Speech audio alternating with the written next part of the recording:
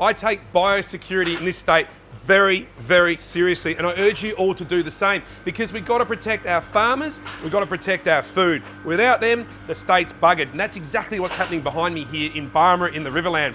We've all heard of fruit fly, yeah? And we've all heard just how important it is to keep fruit fly out of South Australia.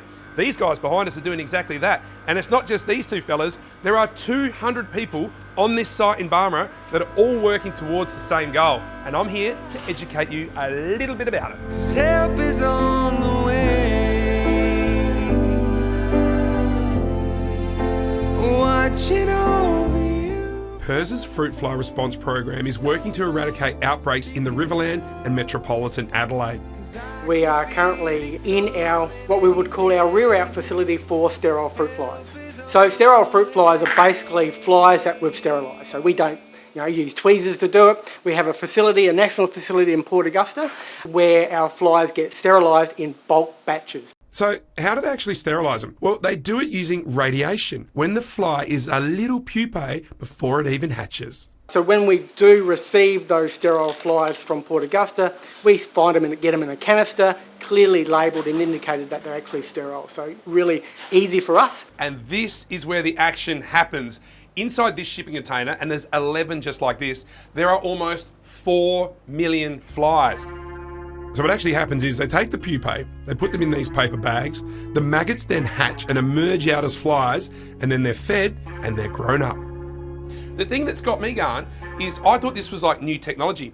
They've been doing this since the 1960s. Currently we actually receive 40 to 50, even up to 60 million pupae every week from Port Augusta into the Riverland. And from there we rear them out and we release them.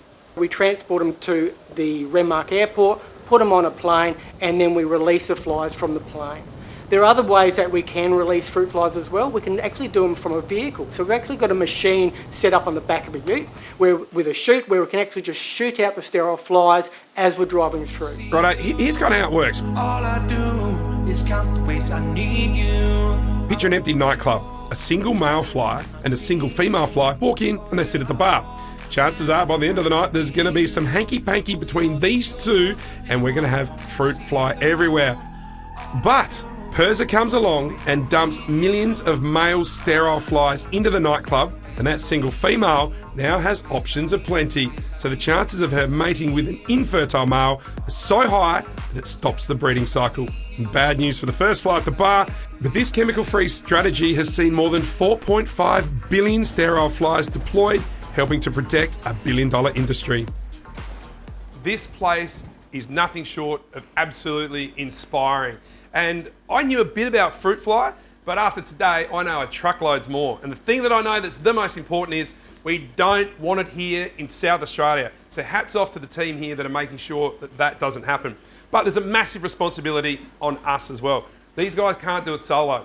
So what can you do at home? Number one, in your garden, always keep an eye out for fruit fly. If you ever see fruit fly or maggots in your fruit, contact this number immediately and they'll send someone out to go and check it out. The other one is movement of fruit around South Australia. You have to be so careful. We don't want fruits from certain areas coming into the Riverland. Help is on the way. If we do that, we can all work together to be fruit fly free.